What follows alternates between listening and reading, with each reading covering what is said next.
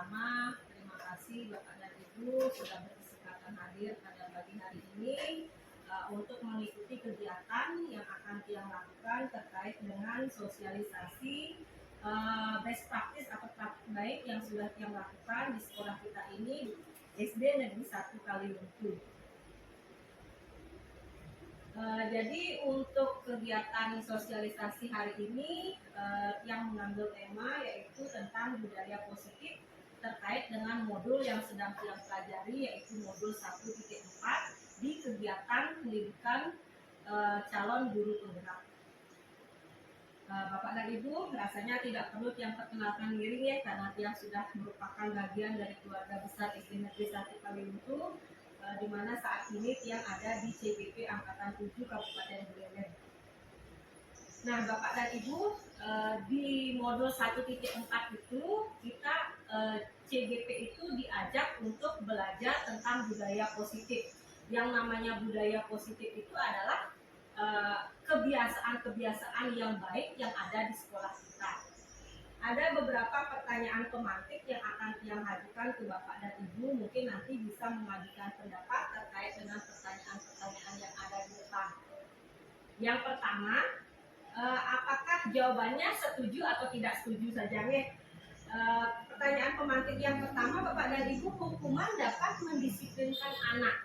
Menurut Bapak dan Ibu, setuju atau tidak jika hukuman ini dapat dikatakan bisa mendisiplinkan anak?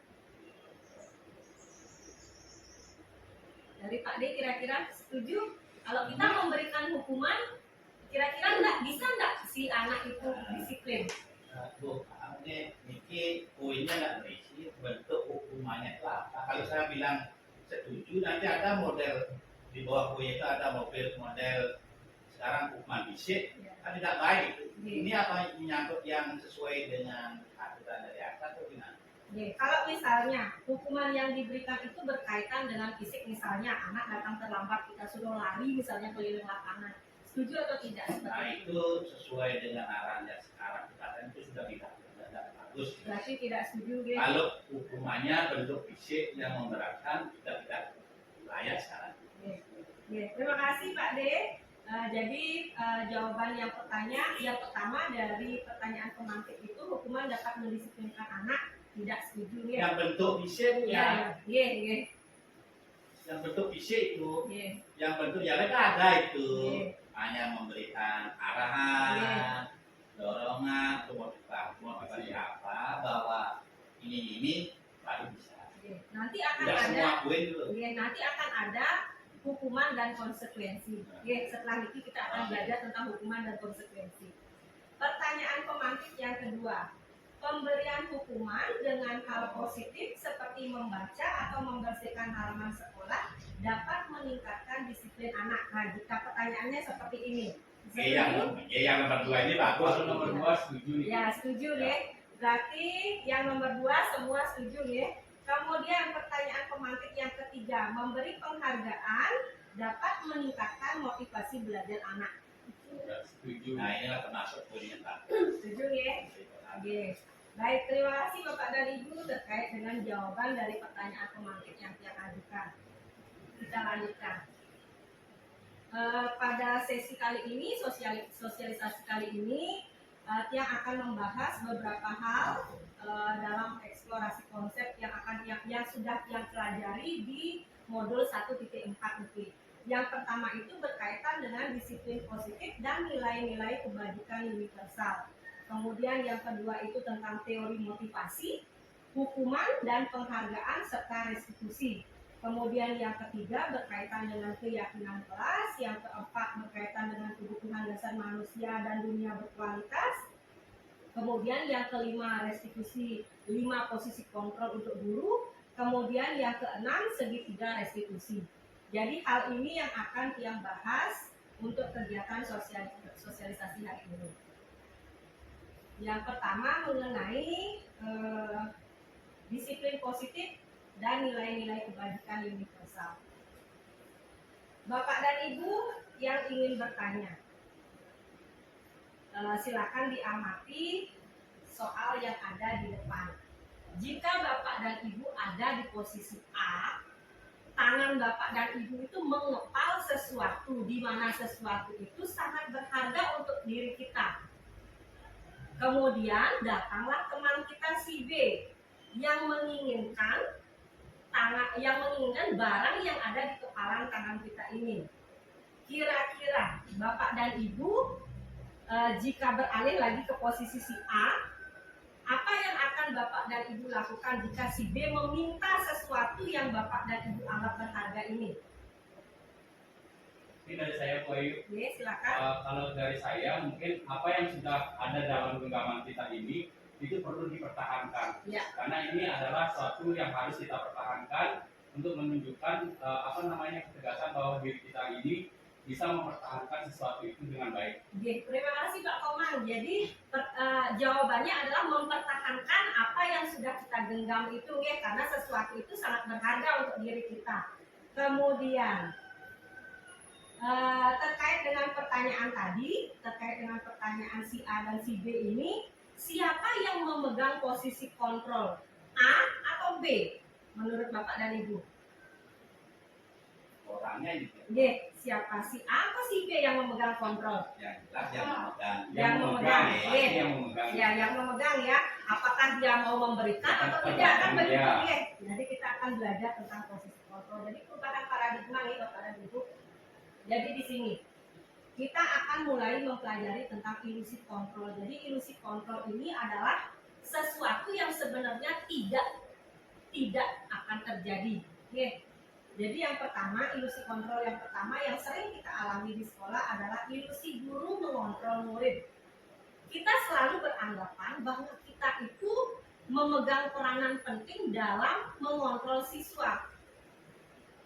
Misalnya, kita datang, kemudian kalau kita datang baru anak-anak melakukan kegiatan pembersihan, kan jadi kita beranggapan bahwa kita memegang posisi kontrol terkuat dalam kelas kita.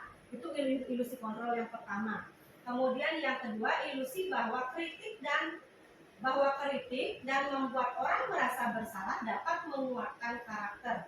Jadi ini bisa sering kita lakukan juga di dalam kelas kita nih, memberikan kritik kepada anak, membuat siswa itu merasa bersalah. Kamu datang terlambat. Anggapan kita bahwa saat kita melakukan hal seperti itu dapat merubah karakter siswa. Tapi ternyata bagaimana itu semua ilusi Bapak dan Ibu. Itu semua tidak benar sebenarnya. Oke, kalau kita cari kebenarannya. Kemudian pernyataan yang keempat, perubahan paradigma. Ilusi bahwa semua penguatan positif, efektif, dan bermanfaat. Jadi kita kaitkan dengan pertanyaan tadi. Pertanyaan yang sebelumnya. Terkait dengan pertanyaan ini, memberikan penghargaan ini, oke? Bahwa semua penguatan positif, efektif dan bermanfaat. Jadi nanti kita akan bahas. Kemudian ilusi bahwa orang dewasa memiliki hak untuk memaksa. Jadi kita sering sekali lepas kontrol begitu ya Bapak dan Ibu. Kita beranggapan kita ini guru di sekolah, kita mempunyai hak atas kebebasan siswa kita. Ya, apa yang kita mau harus dituruti oleh peserta didik kita. Padahal itu semuanya tidak benar alias ilusi. Ya. Lanjut sekarang, perubahan paradigma stimulus respon terkait dengan teori kontrol. Siapa sesungguhnya yang memiliki kontrol tersebut? Kita kaitkan di sini Bapak dan Ibu ada dua kolom ya. Di sini tentang stimulus respon, di sini tentang teori kontrol. Kita lihat di bagian yang di sebelah kiri Bapak dan Ibu ya, di kolom yang sebelah kiri, kita mencoba mengubah orang agar berpandangan sama dengan kita. Sebenarnya kalau kita kaitkan dengan teori kontrol, kita yang harusnya berusaha memahami orang lain. Ya. Kita harus berusaha memahami pandangan orang lain terkait dengan dunia. Jadi kita tidak bisa memaksakan pandangan kita ini supaya sama dengan orang lain. Kemudian yang kedua, perilaku buruk dilihat sebagai suatu kesalahan.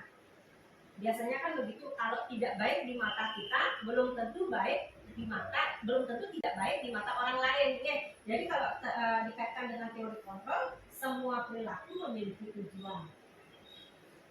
Jadi kalau kita ibaratkan teori kontrol ini adalah teori berpikir positif, ya kita harus mengambil nilai-nilai positifnya. Orang lain bisa mengontrol saya, hanya saya yang bisa mengontrol diri saya sendiri. Saya bisa mengontrol orang lain, Anda tidak bisa mengontrol orang lain. Pemaksaan ada pada saat bujukan gagal. Di sini kolaborasi dan konsensus menciptakan pilihan-pilihan baru. Model berpikir menang atau kalah. Tapi kalau dalam teori kontrol, model berpikir menang-menang. Jadi tidak ada persaingan terkait dengan menang kalah. Ini yang model berpikir menang kalah. Itu terkait dengan teori kontrol. Lanjut sekarang tentang makna disiplin. Bapak dan Ibu, makna disiplin berasal dari bahasa Latin disiplin, disiplina yang artinya belajar. Makna asal dari kata ini berkonotasi dengan disiplin diri dari murid-murid. Ini berdasarkan atas petikannya Sokrates dan Plato, ya.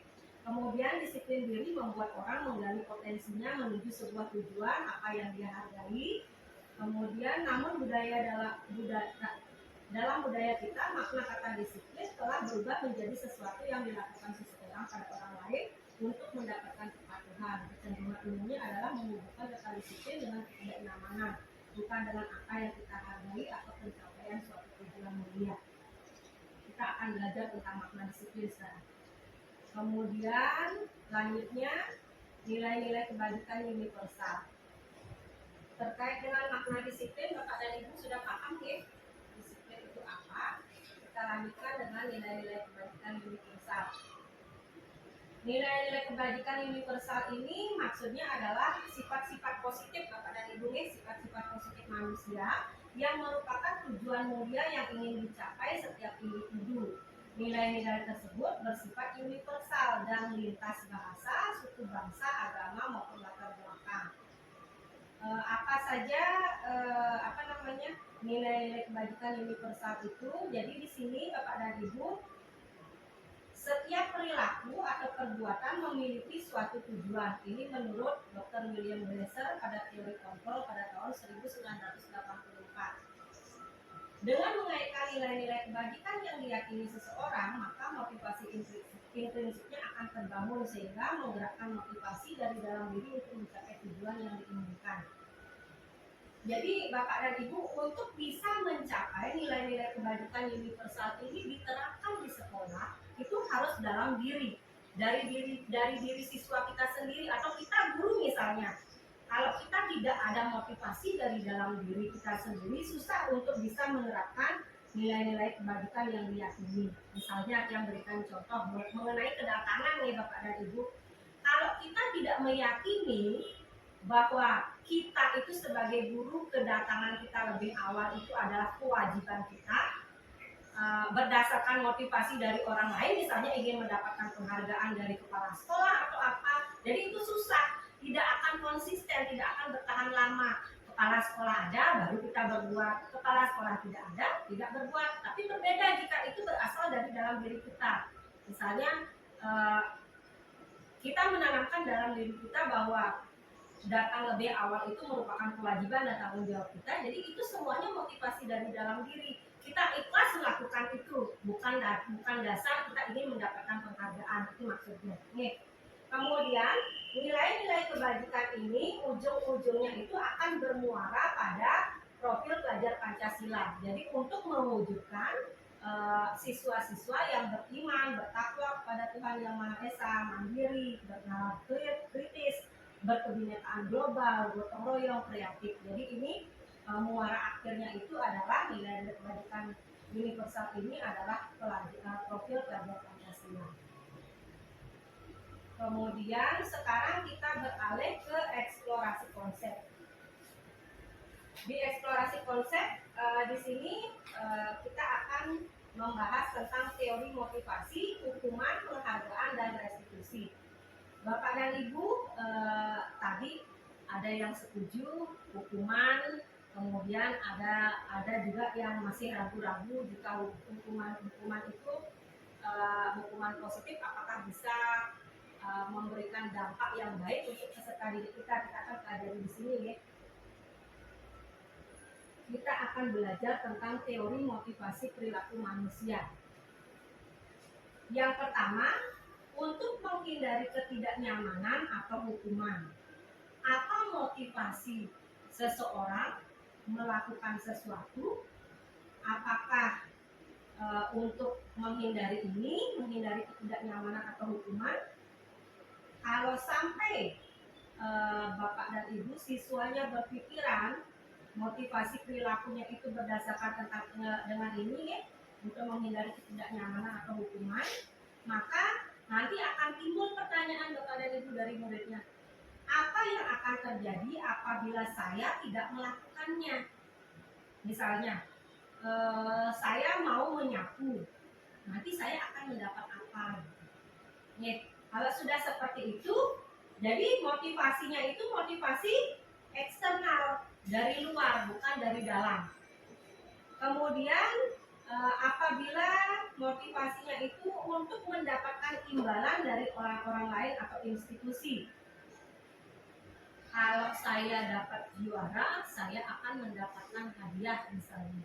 Itu kan motivasi atas imbalan dari orang lain. Jadi nanti akan ada pertanyaan dari muridnya, apa yang akan saya dapatkan apabila saya mendapatkan juara misalnya seperti itu. Kalau sudah seperti itu motivasinya, jadi motivasi ini berasal dari luar, eksternal. Oke. Kemudian motivasi perilaku manusia berikutnya adalah untuk menghargai diri sendiri. Kalau sudah seperti ini, untuk menghargai diri sendiri misalnya, akan timbul pertanyaan seperti ini, saya akan menjadi orang yang seperti apa bila saya melakukannya? Misalnya, saya harus belajar dengan rajin agar saya bisa memahami materi dari guru saya. Kalau sudah seperti itu motivasinya, berarti motivasi itu bukan dari luar, tetapi dari dalam dirinya. Jadi untuk meningkatkan kualitas diri dari siswa tersebut. Misalnya yang berikan contoh seperti ini. Bapak dan Ibu mengapa harus menggunakan helm ketika menggunakan kendaraan roda 2? Jika ada pertanyaan seperti itu. Motivasi dari luarnya apa? Supaya tidak terkena tilang. Kalau sudah seperti itu kan Bapak dan Ibu nanti kalau tidak ada polisi tidak memakai helm kan begitu ya. Tapi kalau motivasinya dari dalam diri, untuk apa misalnya motivasi dari dalam diri?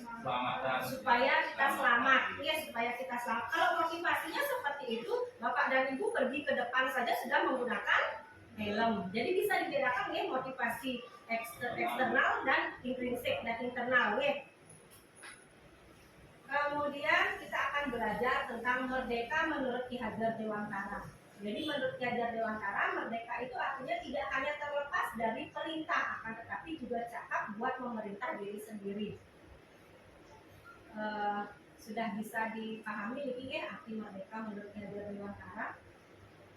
Sekarang kita akan melanjutkan dengan restitusi. Apa itu restitusi Bapak dan Ibu? Restitusi adalah proses menciptakan kondisi bagi murid untuk memperbaiki kesalahan mereka sehingga mereka bisa kembali pada kelompok mereka dengan karakter yang lebih kuat. Restitusi juga merupakan proses kolaboratif yang mengajarkan murid untuk mencari solusi untuk masalah mereka dan membantu murid berpikir tentang orang seperti apa yang mereka inginkan menjadi dan bagaimana mereka harus memperlakukan orang lain. Ini menurut dosen tahun 2004. Jadi restitusi ini merupakan suatu cara Bapak dan Ibu, suatu cara untuk penyelesaian kasus, penyelesaian masalah yang diberikan oleh guru, yang ditawarkan oleh guru ke siswanya untuk mendapatkan solusi bersama-sama supaya kita tidak terus menyalahkan siswa gitu ya. Jadi kita gunakan metode restitusi ini untuk mencari solusi atas perbuatan yang tidak yang tidak baik atau mungkin pelanggaran yang dilakukan oleh siswa. Jadi kita bisa gunakan metode ini. Kita lanjutkan. Bisa dibedakan ya pada dulunya. Itu masalah hukuman. Di sana dicantumkan dari lapangan setiap kali. Dulu saya sering melakukannya, tapi sebenarnya ada bilang itu masalah guru dan murid. Jadi semenjak itu saya sudah tidak berani lagi menyuruh murid tidak buat PR, misalnya saya duduk dari lapangan. Saya takutnya anak itu sakit pas dari lapangan pingsan. Apa itu diperbolehkan? Masih diperbolehkan dari lapangan sekian kali. Kalau sekarang kan, kalau sekarang kita kan sudah mulai mengubah pola pikir kita, Pak Edi. Jadi kita lebih baik tidak memberikan hukuman fisik, tetapi nanti kita akan menerapkan segitiga restitusi, Pak Edi. Segitiga restitusi. Tadi kita kan belajar tentang restitusi. Jadi nanti kita akan belajar tentang itu. Apabila siswa berbuat kesalahan, kita akan coaching mereka. Kita akan perbaiki. Kita akan gali apakah mereka sadar akan kesalahannya, kemudian komitmen apa yang akan mereka berikan ke kita terkait dengan kesalahan tersebut.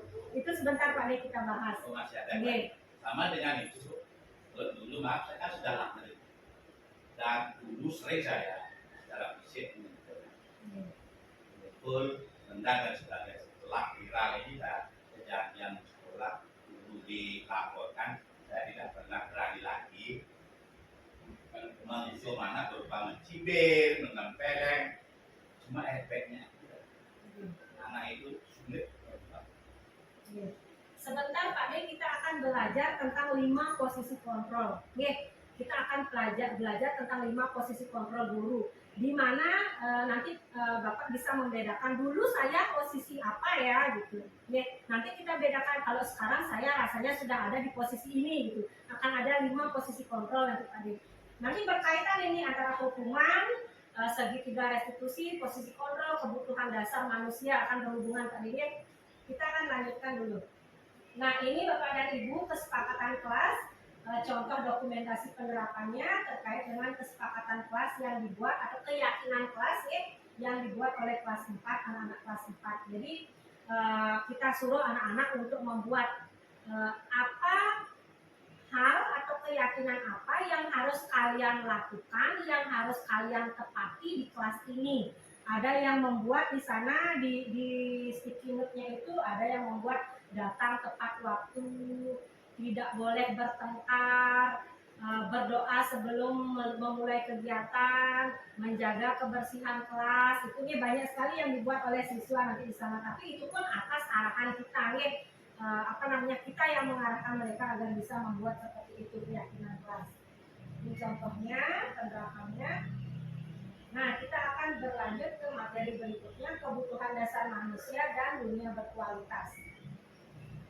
Bapak dan Ibu, ada 5 kebutuhan manusia yang harus dipenuhi. Yang pertama itu adalah kasih sayang dan rasa diterima, ada penguasaan, ada kesenangan, ada kebebasan, dan muaranya adalah untuk bertahan hidup.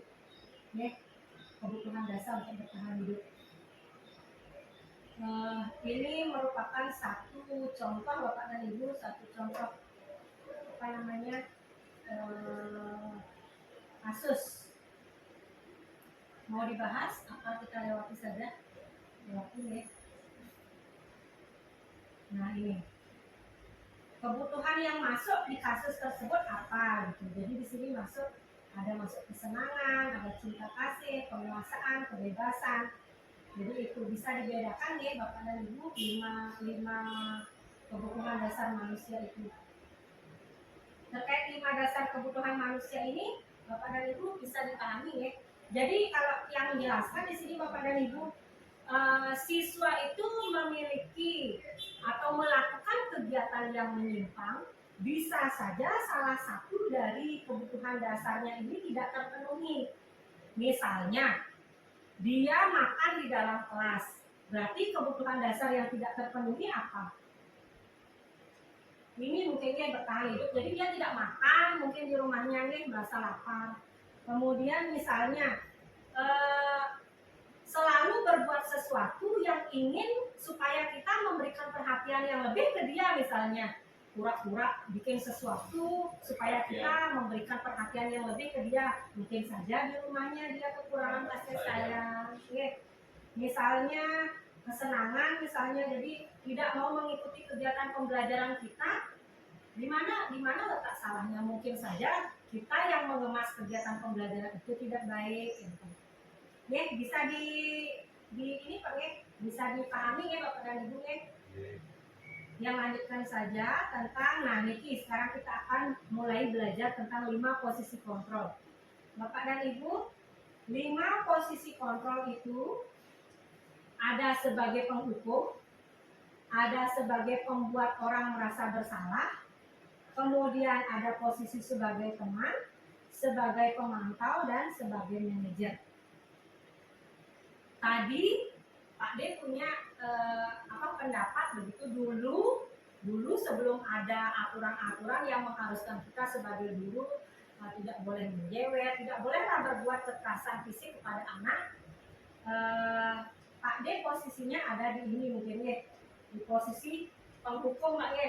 Ya, jadi selalu memberikan apabila siswa itu salah, selalu memberikan hukuman yang berupa hukuman fisik. Mungkin Bapak dan Ibu, hukuman ini bukan hanya hukuman yang bersifat fisik, tapi verbal juga nih, berupa kata-kata, misalnya secara tidak sadar kita mengucapkan kata-kata yang tidak pantas, misalnya seperti itu nih.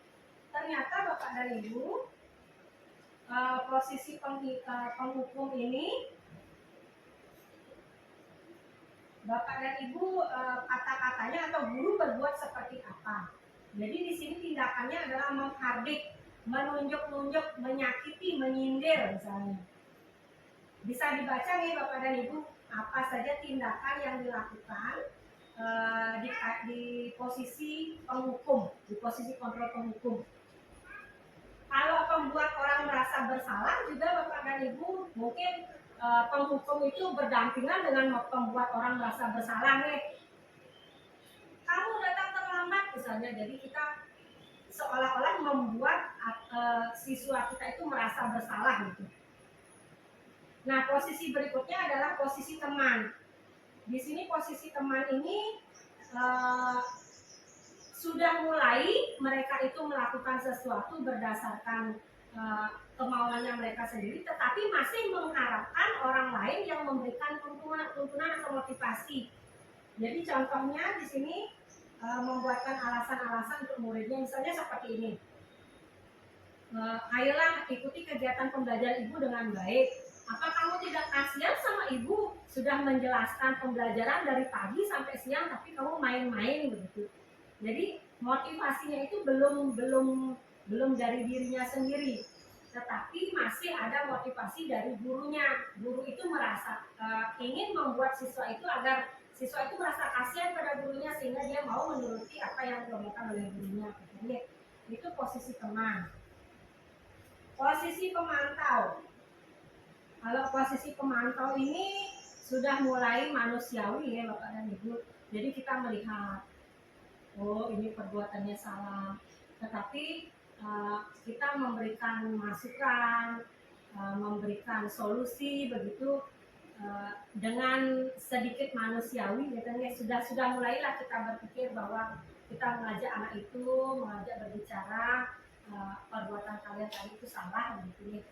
Jadi untuk si anak itu mengharapkan imbalan atau tergantung pada orang lain. Jadi masih identitas keberhasilannya itu masih berasal dari luar, bukan dari dalam, gitu. Kemudian 5 posisi kontrol berikutnya yang terakhir sebagai manajer.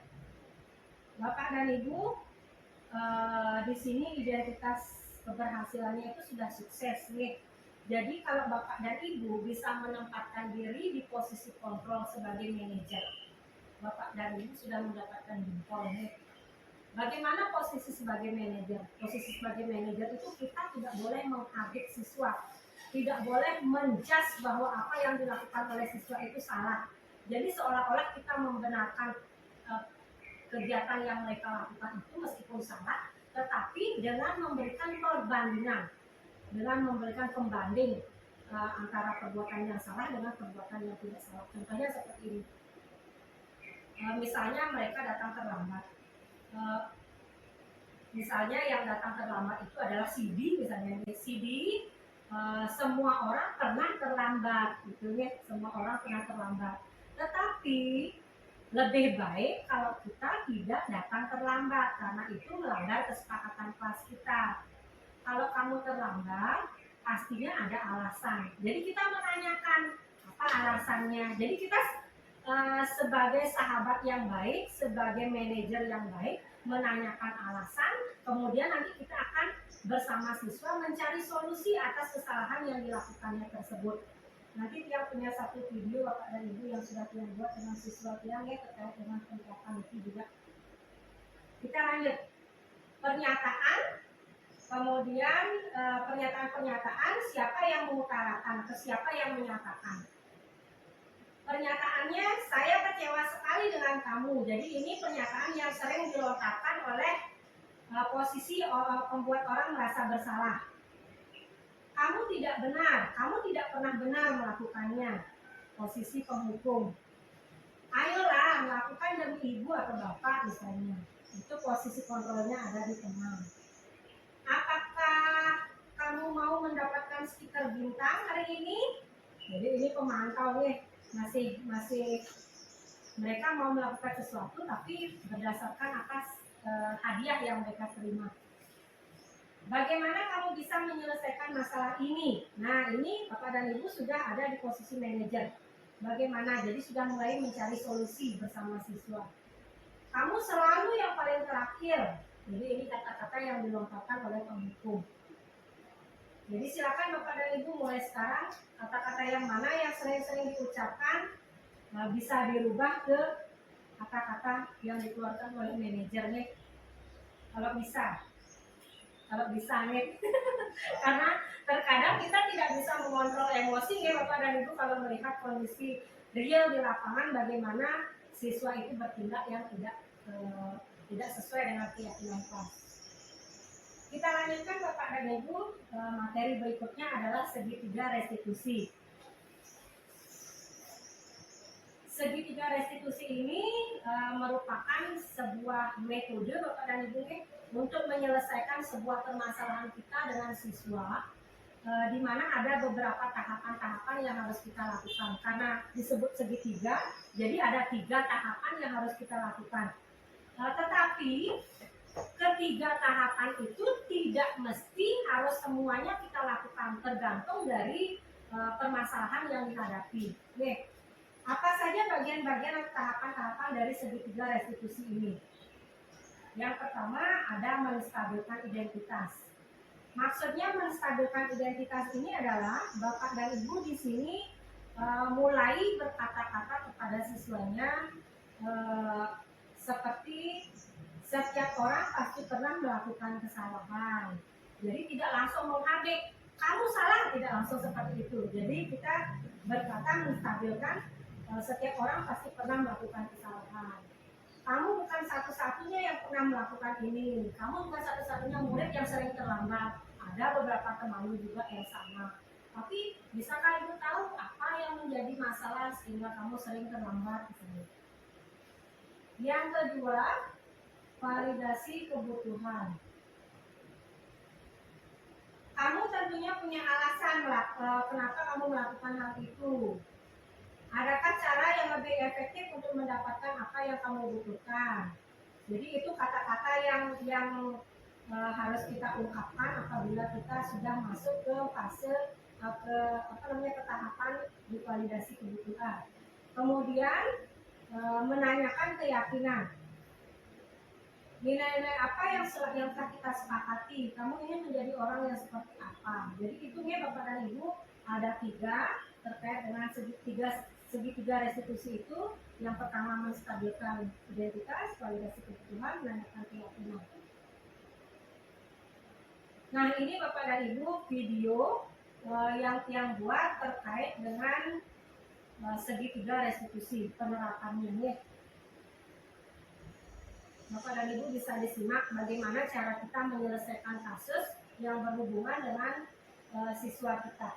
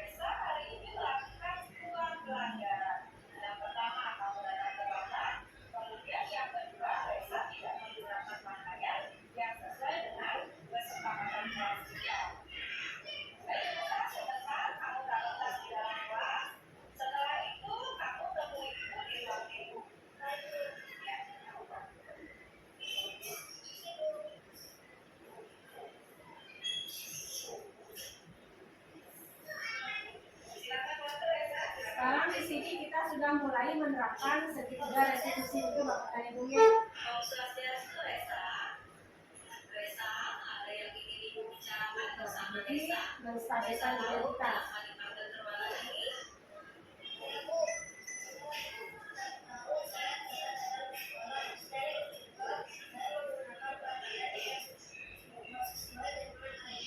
Iya, Ibu paham.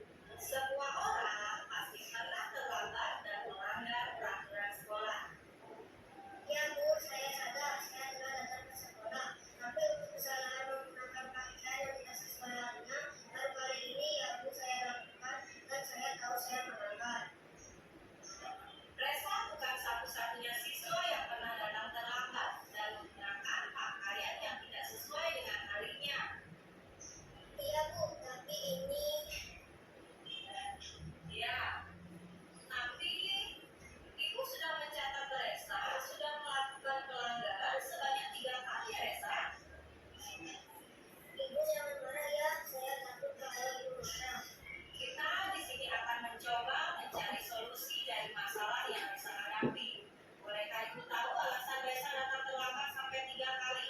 Dan kenapa pada hari ini Resa menggunakan pakaian yang tidak sesuai dengan harinya setelah menggunakan sepatu putih? Berarti Resa pada hari ini telah melanggar 2 pelanggaran sekolah. Ya, yang pertama Resa datang terlambat, kemudian yang kedua Resa menggunakan pakaian dan sepatu yang tidak sesuai dengan kesepakatan kelas kita. Bisa dijelaskan Resa? Tahapan ini menanyakan nih apa penyebabnya mereka melakukan Saya kesalahan. terlambat karena pagi jam 5 saya harus membantu ibu saya untuk perjalanan di pasar. Sampai jam 7:15 saya harus sampai di rumah. Kemudian mandi dan langsung ke sekolah berjalan kaki.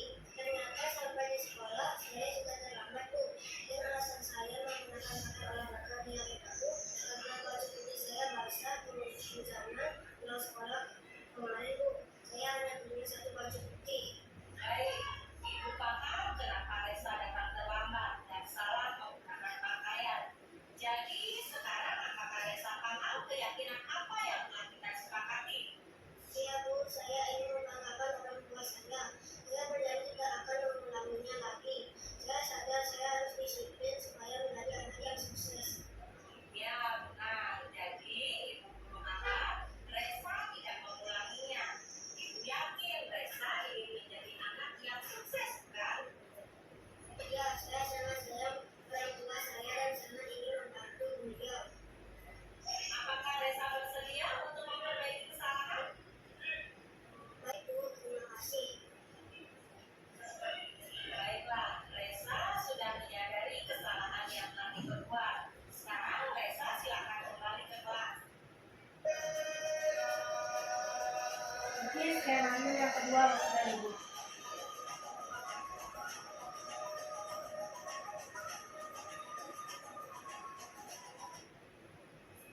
Selamat pagi anak-anak. Ya, anak-anak, bagaimana kabar kalian hari ini? Pagi hari ini kita akan belajar melanjutkan materi kita yang kemarin, yaitu selanjutnya menentukan. Ya, silakan kalian buka buku kalian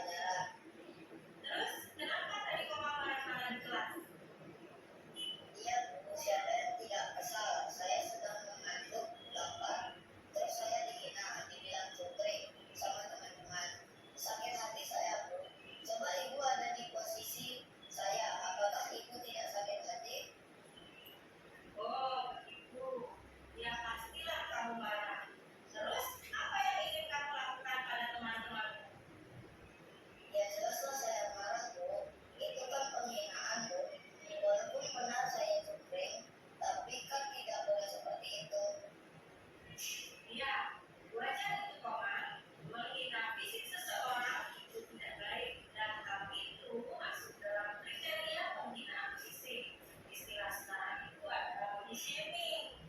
Koma wajib mempertahankan harga diri, ya kan? Iya, Bu, benar. Saya sudah sangat berusaha untuk bersabar.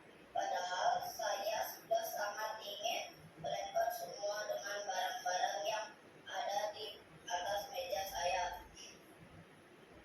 Wah, untuk Koma bisa menahan emosi. Terus bolehkah Ibu tahu kenapa Koma tertidur dan makan di kelas? Iya, Bu, saya tertidur karena semalam saya bergadang menyelesaikan PR sambil mengurus ibu saya yang sedang sakit. Dan saya makan karena saya lapar. Kemarin malam saya tidak makan karena nasi di rumah habis. Dan tadi pagi ibu saya tidak bisa membuat saya sarapan karena sedang sakit. Oh, begitu.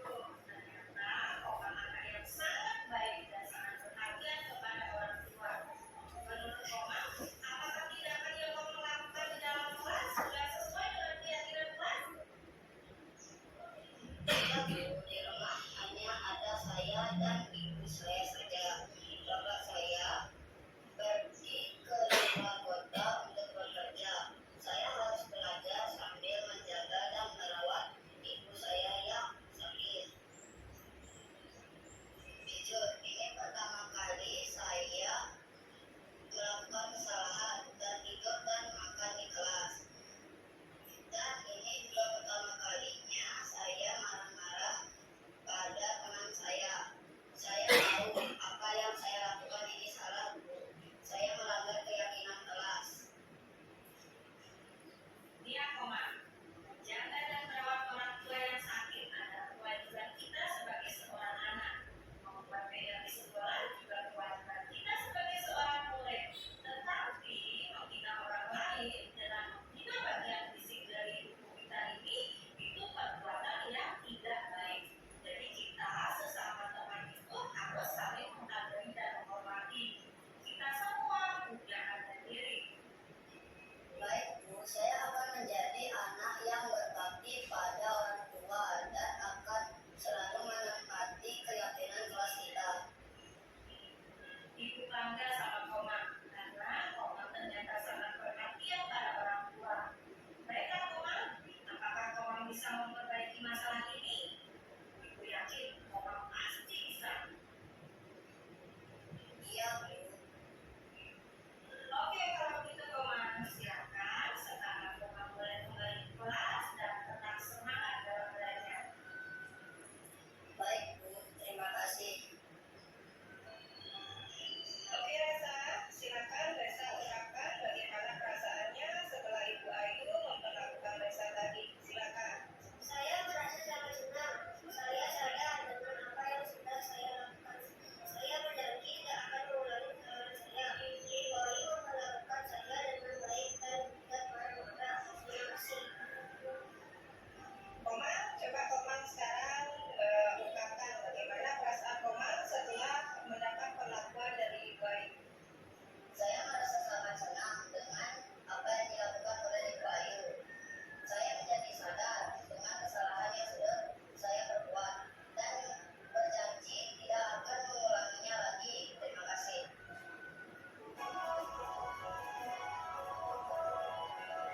Oke, itu tadi Bapak dan Ibu praktik baik saya terkait dengan penerapan segitiga restitusi nih.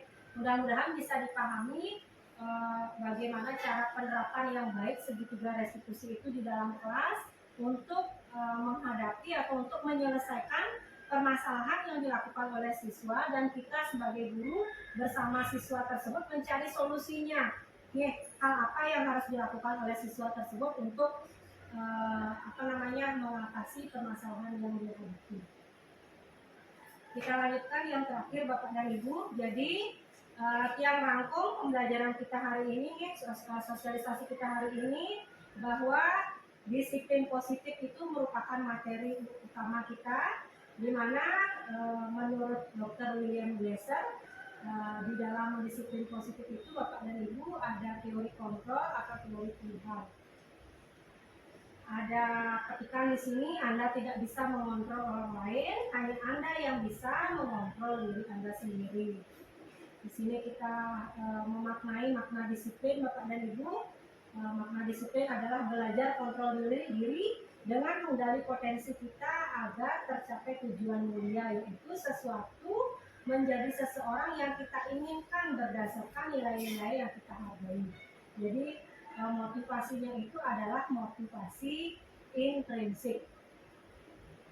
Selanjutnya, semua perilaku memiliki tujuan. Ini terkait dengan teori motivasi Bapak dan Ibu. Yang pertama itu untuk menghindari hukuman, yang kedua untuk mendapatkan imbalan, yang ketiga untuk menghargai diri sendiri. Jadi yang kedua, yang 1 dan 2 ini motivasinya masih dari luar.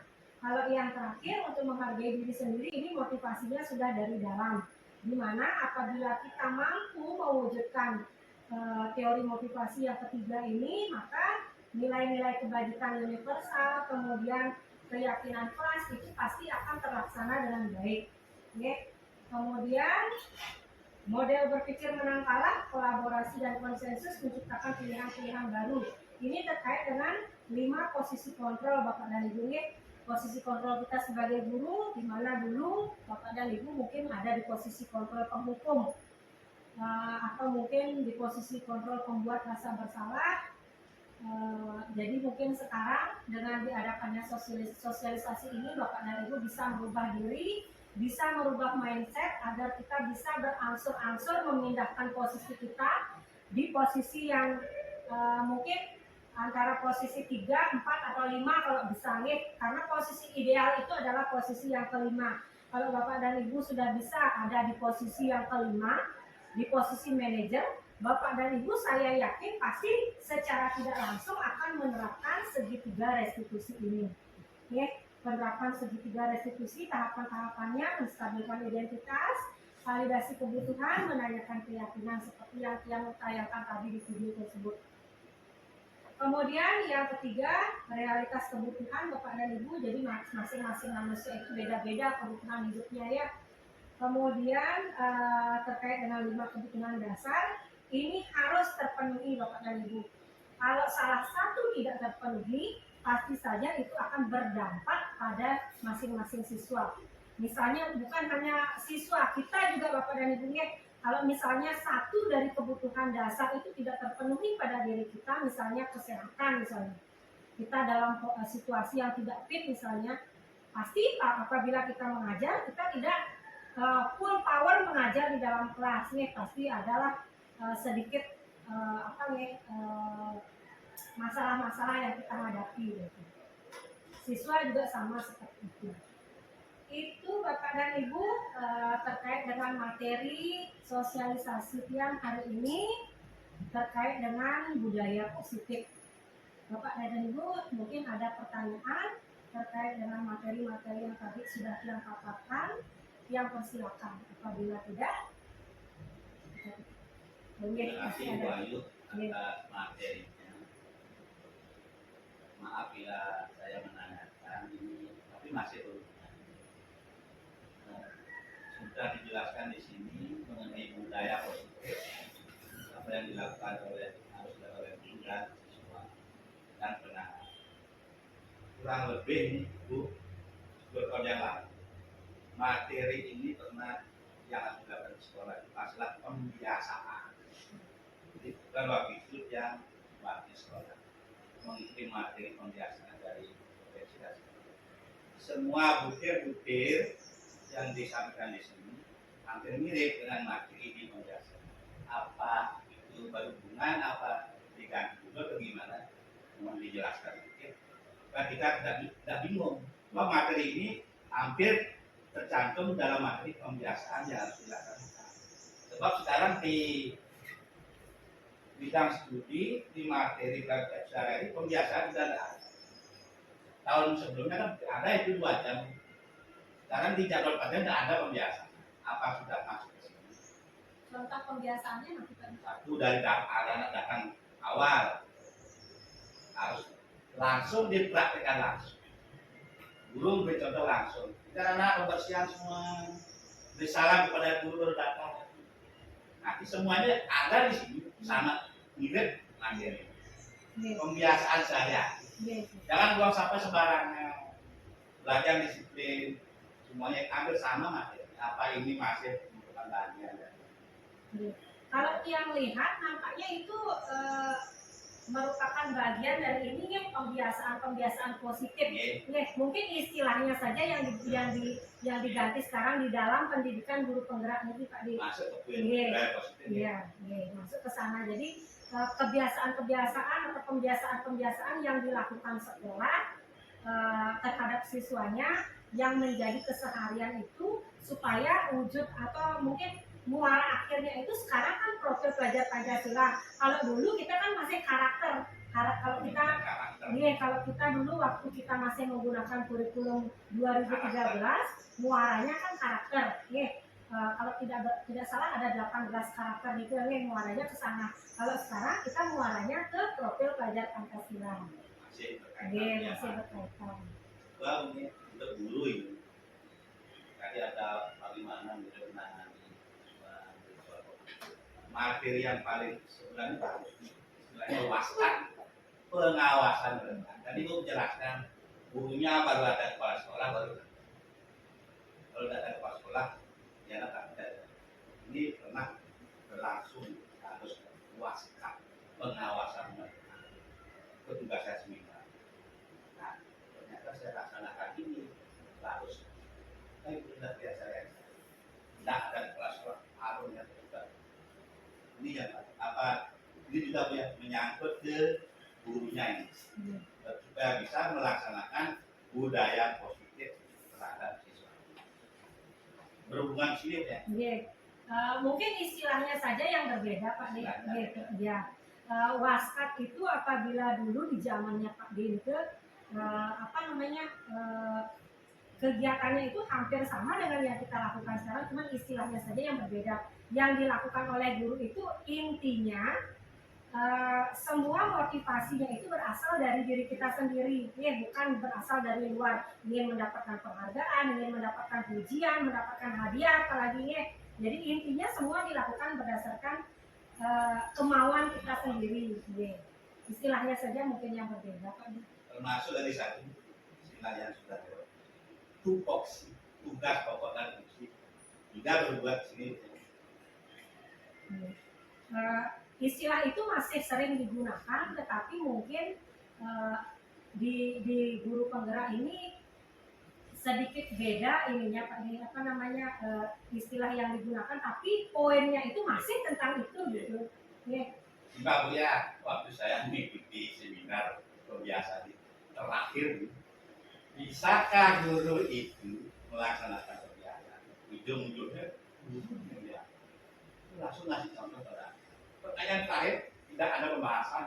Bisakah guru melaksanakan kebiasaan ini secara masing-masing? Ya, itu menjadi PR terbesar kita nih Bapak dan Ibu sebagai tenaga pendidik nih. Itu semua tergantung dari motivasi kita sendiri nih.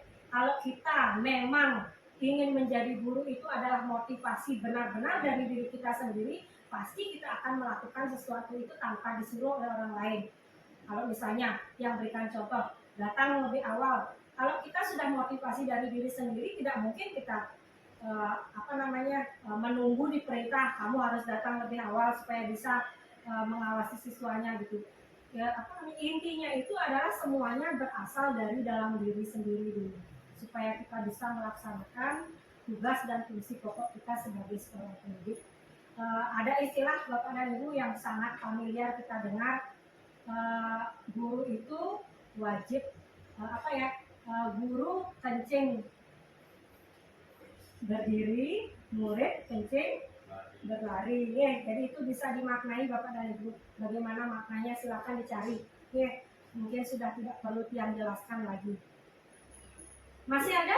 Terakhir mungkin, apakah dijelaskan di sana kendala-kendala yang kita hadapi untuk melaksanakan budaya? Kendala yang memungkinkan kita sulit melaksanakan budaya. Kendalanya nih Pak. Kendala sebagai guru untuk melaksanakan budaya. Kendalanya itu yang pertama, guru kurang memahami bagaimana prosesnya. Yang kedua, mungkin terkait dengan kemampuan guru itu sendiri Pak De. Misalnya kalau kita ingin menerapkan segitiga restitusi ini, kita sebagai guru kan dituntut sabar di sana Pak De. Kita harus sabar, ngomong harus luwes, sehingga membentak kan seperti itu nih. Jadi itu bisa nggak guru seperti itu, berbahasa yang halus, lembut, mengarahkan mereka, caranya supaya apa yang menjadi kesalahan itu disadari oleh siswa, dan siswa itu berkat bantuan kita juga bisa mencari solusi dari kesalahan yang mereka lakukan. Mungkin itu saja sih tantangannya Pak Di. Dari anak-anak, Kalau dari anak-anak mungkin tergantung sudah dari kita mungkin tergantung dari karakter siswanya, karena kita berangkat dari keluarga juga Pak Denny, kita dari lingkungan juga. Bagaimana karakter siswa itu, apakah dia mudah diarahkan atau tidak? Kita sudah memberikan pengarahan, sudah menggunakan segitiga restitusi, sudah mengadakan pendekatan, tapi tetap saja seperti itu, berarti kan sudah ada masalah di sana. Di mana masalahnya? Mungkin saja dari keluarga, dari lingkungan mereka, tempat tinggalnya mereka itu. kita kasih. Bapak dan Ibu yang lain masih ada? Cukup? Pas ya Bapak dan Ibu ya. Baik Bapak dan Ibu, karena sudah sampai di slide terakhir, sudah ada ucapan terima kasih. Yang ucapkan terima kasih banyak Bapak dan Ibu ya, sudah mengikuti kegiatan sosialisasi yang Tiang lakukan terkait dengan tugas yang untuk mengikuti kegiatan pendidikan calon guru penggerak ini. Terima kasih supportnya Bapak dan Ibu yang tutup kegiatan hari ini dengan ucapan Parama Santi, Om Santi Santi Santi Om. Terima kasih Bapak dan Ibu. Terima kasih.